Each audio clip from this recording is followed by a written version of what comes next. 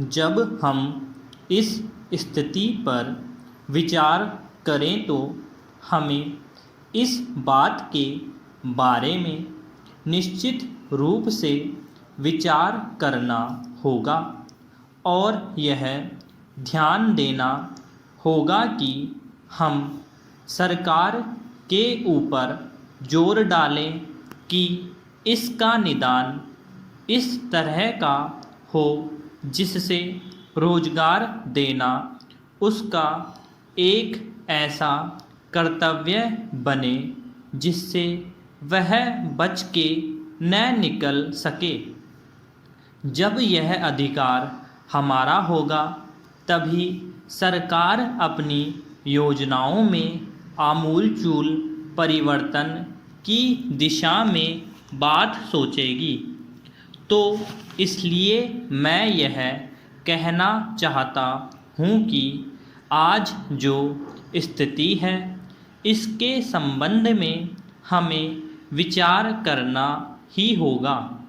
हमने देखा कि निजी क्षेत्रों को राहतें दी गई हैं।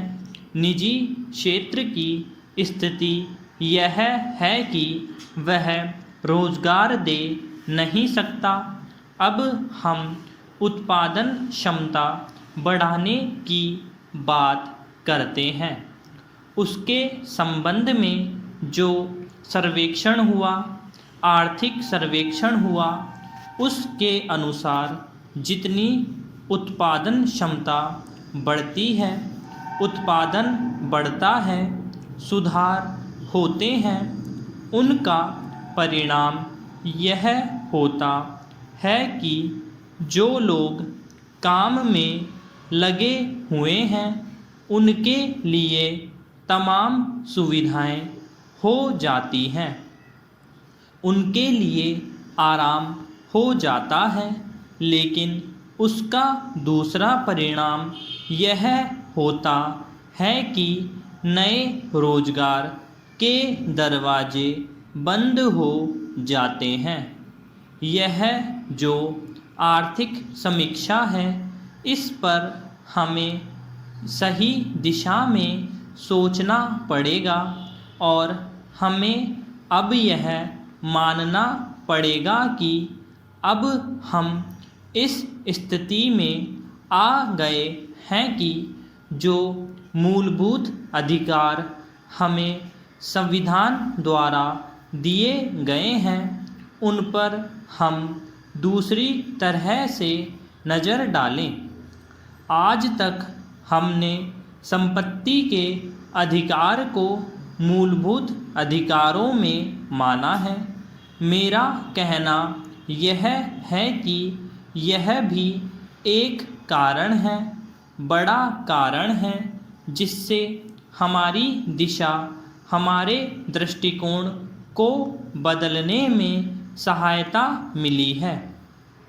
यह जो आज़ादी हमारी आई है, हमारे देश में आई है, सभापति महोदय, यह सही है कि इस आज़ादी के लिए बहुत भारी बलिदान किए गए। लोगों ने बहुत कुर्बानियाँ दी, बहुत संघर्ष किए और उसके बाद हमें आज़ादी मिली है। लेकिन इसके साथ साथ यह बात भी सही है कि आज़ादी समझौते की आज़ादी भी थी और जब हमको समझौते से आज़ादी मिली तो हमें कई बातों पर समझौता करना पड़ा। जो संपत्ति का अधिकार हमें मिला वह उस समझौते में से एक है। हमने जो समझौते उस वक्त किए थे उन पर पुनर्विचार किया, चाहे वह राजाओं के प्रिवी पर्स का समझौता हो, चाहे वह बैंकों के राष्ट्रीयकरण की बात हो, चाहे आईसीएस अफसरों को दी जाने वाली सुविधाएं हों। इन सवालों पर हमने पुनर्विचार किया है और पुनर्विचार के बाद हमने उन सुविधाओं को वापस लिया है।